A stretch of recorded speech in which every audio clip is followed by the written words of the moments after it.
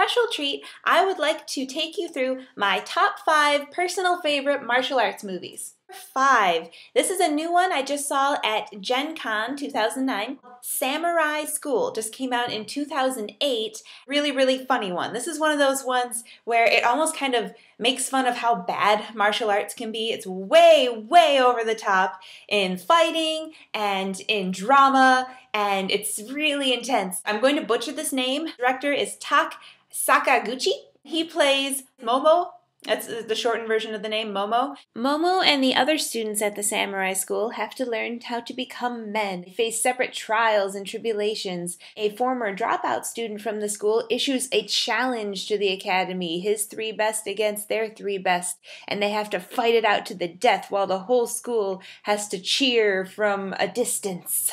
I will be very surprised if by the end of the film you aren't cheering, "Go, go, Momo, go, go, Momo." The school lines up to do that chant for him when he's in his final battle. It's utterly ridiculous. Very, very, very funny movie, especially if you watch it late at night with a bunch of friends who also like this type of stuff as much as you do. Coming in at number 4, this was one I discovered during college, and it is called Iron Monkey.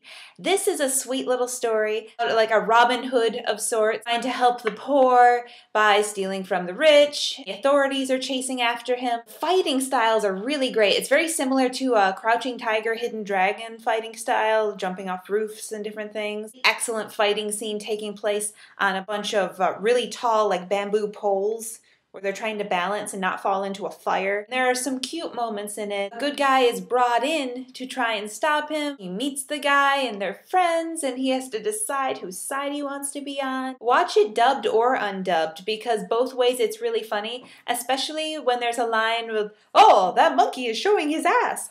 Number 3 on my list is House of Flying Daggers, released in 2005 originally, and it is a beautifully shot film.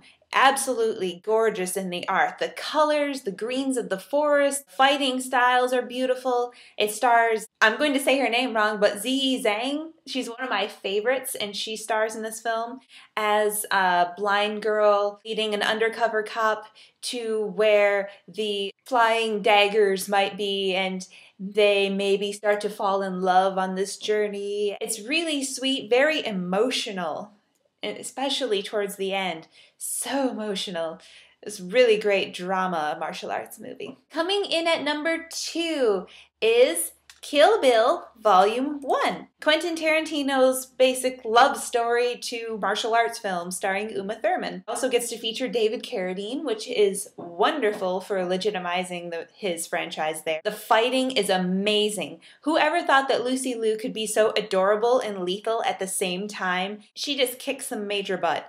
Really love how he switches up the fighting. Sometimes it'll be slow-mo, sometimes it won't, sometimes it's shadow silhouettes against the wall, sometimes it's in the snow, all sorts of random stuff. And it's really kind of neat how he plays with fighting a group, fighting one at a time, gets to play around with a little bit of everything, and it's a very, very exciting sequence, very bloody, not good for those with a weak stomach, not exactly artistic and beautiful like some of these other films. But I have to say, my number 1 martial arts movie that I really, really like was actually presented by Quentin Tarantino, and that is Hero, also known as Nameless.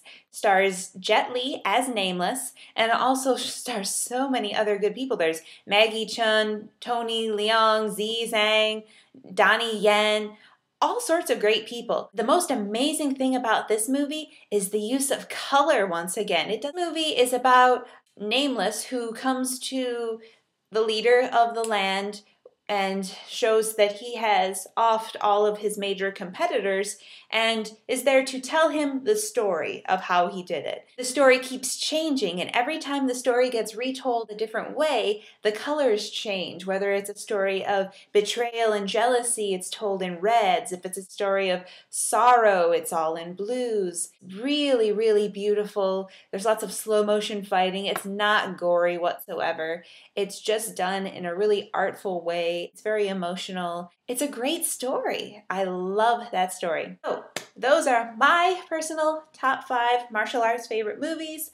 I know I haven't seen all of them out there, especially not the older classic movies, but these are the ones I like, and I think you should check them out too if you haven't yet.